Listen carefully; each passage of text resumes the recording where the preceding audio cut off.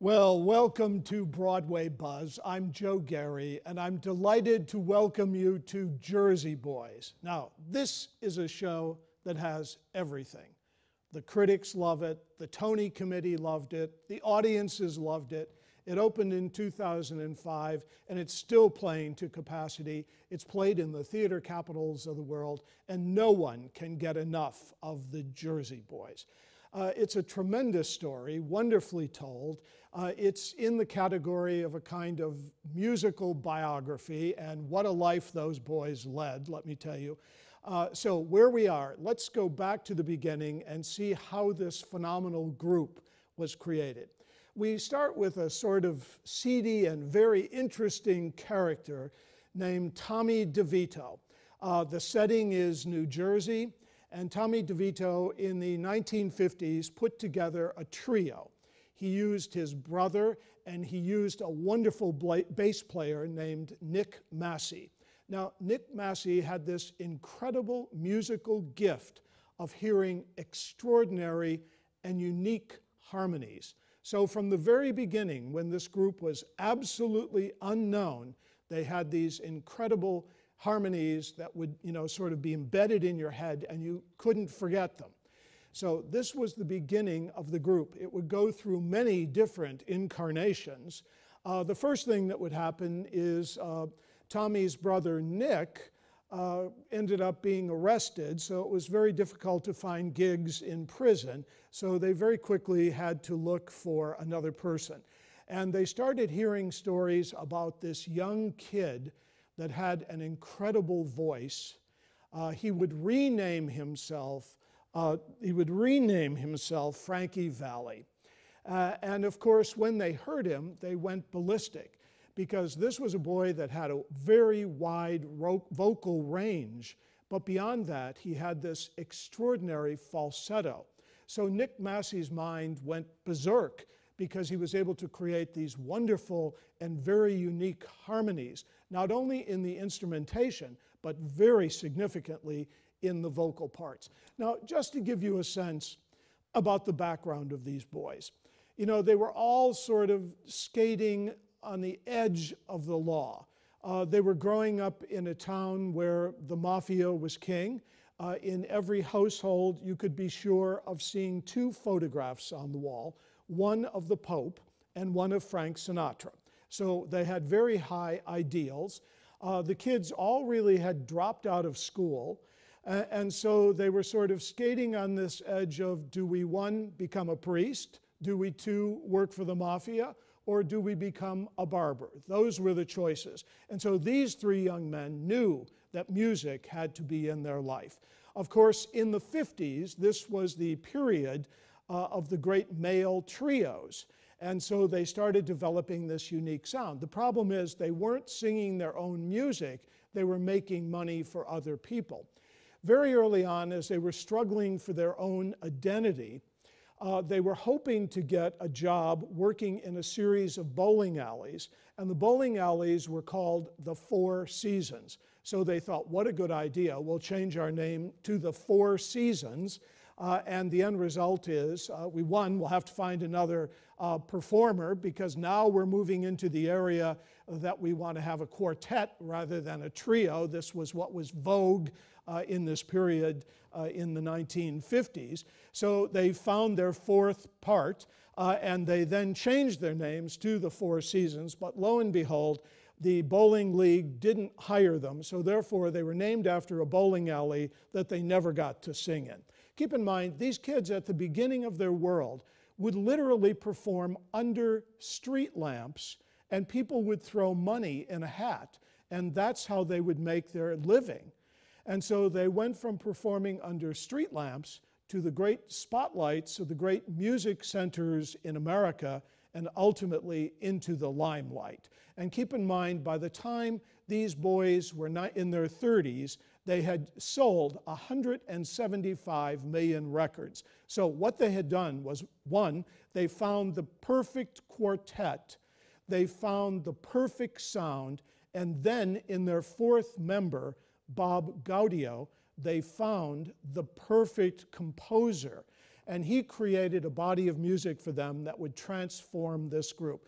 Just for a moment, let me do a quick little profile about Bob Gaudio. He left high school when he wrote a song called Short Shorts. And apparently everyone in America, if they didn't want to wear shorts, they wanted to dance to Short Shorts, and they wanted to sing the song. So here this young boy who dropped out of school suddenly became a celebrity, went on the road with major music figures because of the success of this brilliant one song. So finally this group came together, known as the Four Seasons. They had this brilliant arranger, and they had this brilliant composer, and of course then they had the voice to die for, a voice that no one else seemed to think they could ever duplicate, this young man who could go off into this falsetto range and really, make music soar in an extraordinary way. By the early 1960s, they were now writing their own material, and a song suddenly came to Bob Gaudio. It was called Sherry. And of course, Sherry, Sherry Baby. I mean, you hear the first 5 notes of that song, and it's embedded in your brain. And for the rest of the evening, when you're seeing the show, Sherry will, be at the forefront of your mind. They created this magical coming together of the right words, the right music, the right voices, the right harmonies, and then this extraordinary soloist that sold that song. They then could not do anything wrong. They would go on and have a series of extraordinary hits that would literally take them all over the world. It was a magnificent group. Now, it's so interesting though, they had to make tremendous adjustments in music. As you remember, this is a period of tremendous transition in music. In the 1950s, when they started, this was the period of the Eisenhower administration. This was the period of Ozzie and Harriet. This was the period of I Love Lucy. This was a very simplistic America. And so they wrote for that America. They had a very blue-collar mentality in what they wrote about. And they were really driving their songs for middle America. But of course, as you know, as we moved into the 1960s, everything changed. And this is the explosion of rock music. This is the coming of the Beatles. This is the coming of the Beach Boys. Everything would change in music. Music would become enormously political. Music would become very anti-establishment. And so somehow the Four Seasons had to find a way of blending into this extraordinary and explosive world that was really very unlike their world. And then, of course, as we moved into the 70s, the sounds of music radically changed again. But they were able to, like a chameleon, they were able to stay on the top of the music industry by moving from pop music to doo-wop to rock to Motown to disco. They made all those transitions, and they did them magnificently. You will hear that whole range of music brilliantly explored in the show you're seeing. Okay, so one thing that started to happen to the group was they started to break apart. At the height of their success in the mid-1960s, Nick Massey, who was their brilliant arranger, suddenly on their most popular national tour said, "I've had enough, I can't do this anymore, I'm going back to New Jersey." And he literally, on no notice, left the group. He called a man who had sort of doubled for him on the road sometime and asked him to come to join the group, but he literally walked away from the group. The group would spend the whole rest of their career trying to figure out why, at the height of their success and the height of their power, that one of the most important ingredients of their group would leave them. What would then happen over a period of time, the next thing that happened, is Tommy DeVito left the group, but he didn't really do it quite on his own accord. It was discovered at the height of their success, after they'd sold all these records, and they were absolutely golden. People loved them.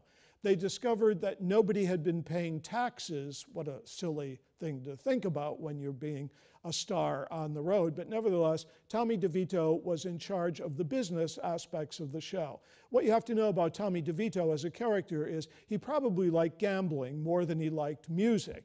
And so all of those extra funds that he kept to pay for expenses were either gambled away or certainly not sent to the government where they belonged.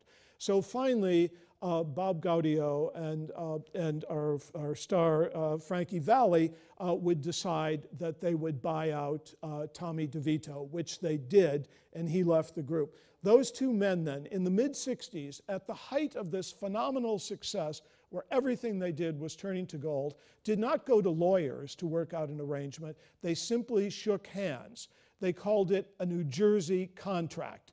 And keep in mind, all right up to the present, even including the astronomical royalties that they're receiving from the musical, it is all based on the 50-50 handshake that they agreed on in the mid-60s. And there's never been a discussion about money with these two men. Ironically, then, what would ultimately happen is Bob Gaudio decided that he wanted to leave the group because he wanted to spend more time composing, and of course life on the road is extremely strenuous and extremely difficult. And so this left then Frankie Valli to come up with 4 other singers and continue the legacy of the 4 seasons. That basically is their story. And you know, it's again this touching story of boys who have no education, who really invented themselves. They really defied the music industry. They didn't really go to major publishers. They did everything on their own.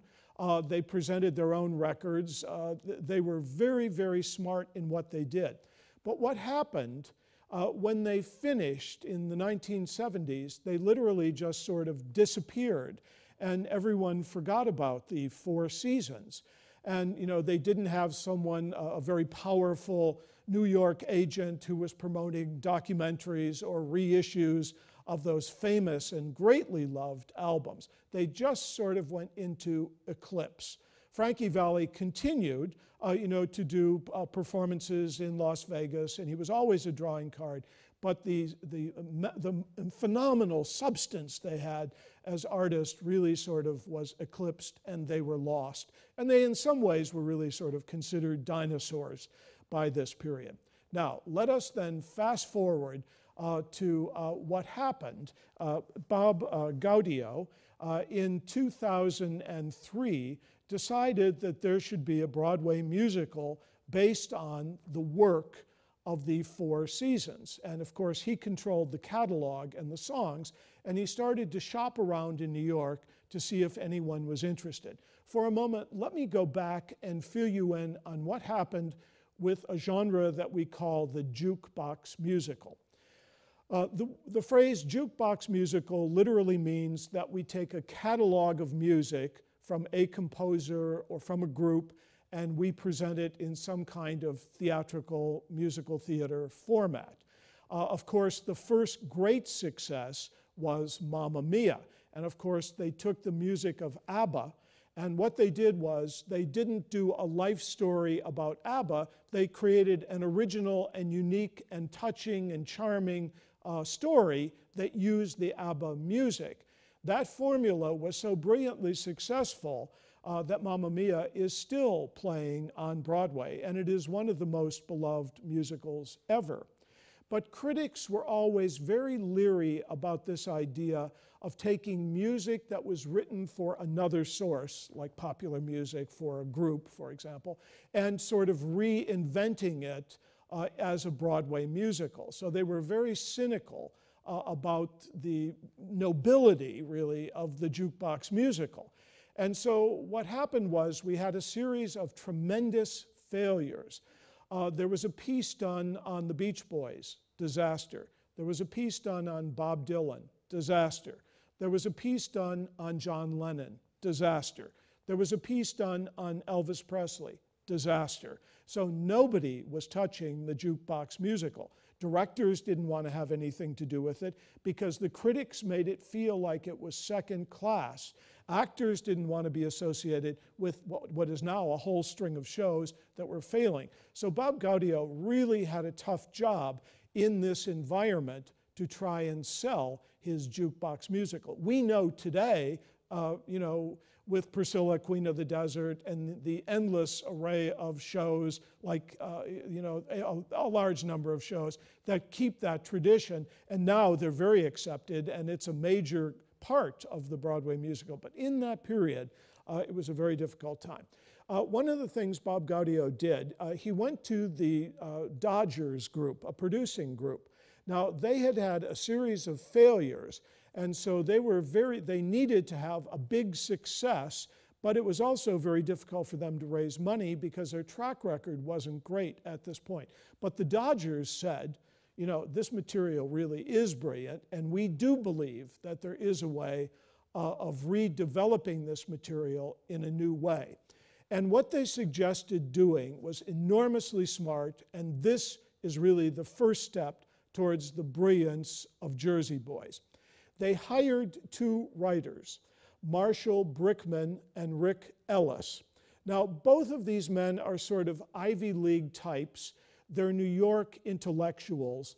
They're absolutely the opposite of what the mentality of the Four Seasons were. Keep in mind, the Four Seasons were playing to a middle class, sort of blue-collar audience, where the young men were marching off to the Vietnam War, where the two writers that were being asked to work on this were liberals, sort of Eastern, big city liberals who were protesting the war.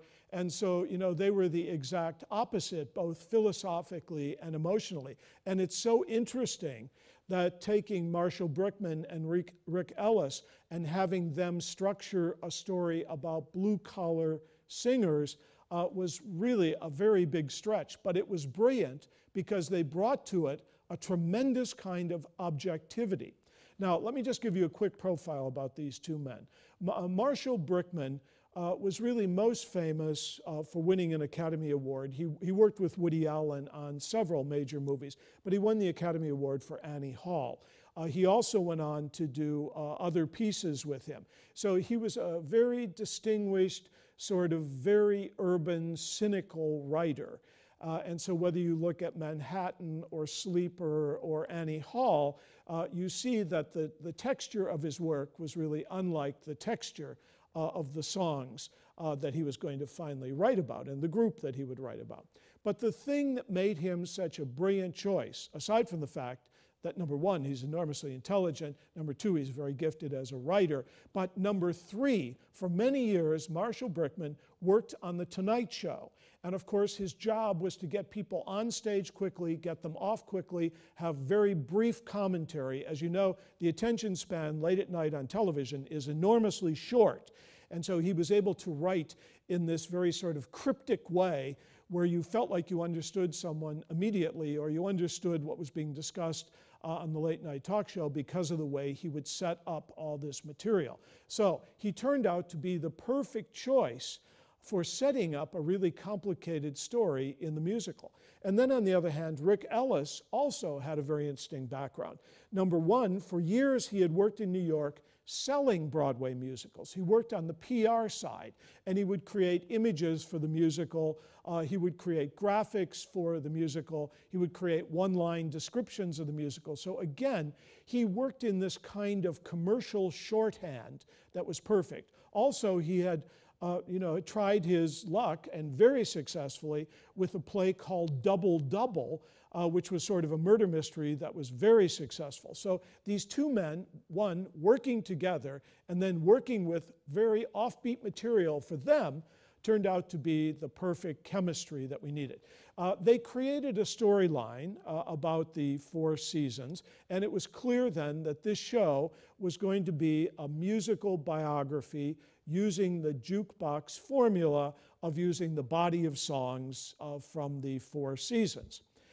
At this point, the producers saw great promise in this material, but they needed, of course, to have a brilliant director who could bring all of these elements together. Again, especially in a jukebox musical, you have to have a director who has a very strong, clear production vision so that all of these pieces will come together, taking music that was written in another time, in another place, for different purposes, and putting it in a story, in this case, the musical biography of the group, and making it all coherent and organic. And they came up with the name Des McAnuff, and of course it was the perfect choice. He had worked for the Dodgers during the golden age of the Dodgers' success in New York. Des McAnuff had directed the brilliant The Who's Tommy, and he also directed Mark Twain's Big River. These were two very unique shows. Neither of them, again, really started out as the traditional musical, and he was able to shape them in such a colorful, brilliant way that they became landmarks in our musical theater. And also, Des McAnuff had worked for many years at the La Jolla Playhouse in San Diego, where he developed his talent as a director for developing new shows. He was so successful at La Jolla that he won over 300 major awards for the theater, including a Tony Award as for a distinction as one of the major regional theaters in America. So Des McAnuff turned out to be the perfect choice. So when the two writers went to work with him, there were so many things that worked together. Let me just go back for a moment and remind you that Des McAnuff, aside from being a brilliant theater director, also loves music. He has a rock and roll band that he still performs with to this day. So he has a sensitivity about where cutting edge music is and how to use music in a theatrical way. He experimented with that so brilliantly in Tommy, and then it would come to life in the most powerful way in Jersey Boys. But also Marshall Brickman had a big background in music. He was in the instrumental group that wrote that brilliant score for Deliverance. So we have men who are very savvy about music, people who are very savvy about the theater, but when Des McAnuff read the script, he said, you know what, this is just too pat. He said, you know, the two writers, you have the opportunity of working with the real artists. They're all still alive. Nick Massey would die in the process of the show finding its way to Broadway. But the four men were available, and were available for long discussions on their view of the material. And so he said, you know, you got to rewrite this book. The story is a very gritty story. You know, these kids are street kids. And, you know, they didn't go to Yale and they didn't go to Harvard, and we've got to find a way of making the grit of their lives the substance of this story. And so this was, of course, the golden idea, and this would transform everything.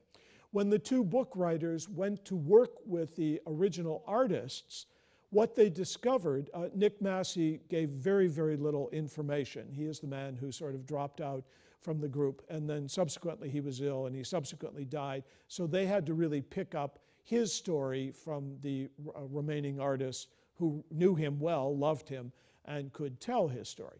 But what became very clear when they started interviewing these people is that they all perceived the whole rise and success and triumph of the Four Seasons, even the way music was created, very differently. And they all remembered it very differently. Now, keep in mind, Des McAnuff, being sophisticated and knowledgeable about theaters and movies, of course, remembered the brilliant work of the Japanese director Kurosawa. And some of you may remember a great movie that Kurosawa made called Rashomon. And Rashomon is a very powerful story about four people witnessing a murder and all seeing it from a different point of view. So that movie, Rashomon, was made telling four different stories about the same event, asking the question, what is truth? So Des McAnuff would use this exactly in the way he would structure this musical. So now what we have is a wonderful story, literally told by the four men. They break it down symbolically into the four seasons, spring, summer, fall, winter. The show is broken down in that way. And you hear each of the four artists tell their story, and we see how they conflict. And what we're left with, and why the audience so loves this piece, is they're the ones who finally decide what the real story of the Jersey Boys really is. And so that becomes magic in the way this story is told. So now, it's so interesting how this show would be birthed. Des McAnuff was so anxious to proceed, he got so excited about the vision for the show, he invited the producers to present the show at La Jolla, but it was only like 4 months from the time the La Jolla season would start. So they had very little time. They literally went into rehearsal having outlines, not real scripts, but Des McAnuff decided on the order of the music. He decided on the breakdown of hearing the story from 4 different parts, and they put this all together in rehearsal. Everything they did was magic. The show opened in La Jolla, was an enormous success. It generated national news, and within the year, it found its way to Broadway, where it swept the Tony Awards. And it's ironic, this show has played in the most loving way, literally everywhere in the world. And of course, the great irony is, here is this group, the Four Seasons, that from the 80s on were really forgotten. And only old guys like me would pull out those records and, on a night with a couple of glasses of wine, going back and listening to those brilliant songs and trying to redo the dances of the day, etc. But basically, it was this show that would reinvent that music for a whole new generation of people. So you're seeing a show that is brilliantly staged, that has a very exciting book, that has spectacular music, and has this director's concept that is so slick. It is so cinematic, it's worthy of Kurosawa, and yet it plays in the most commercial way. You're in for a great treat. Enjoy the show. Thank you.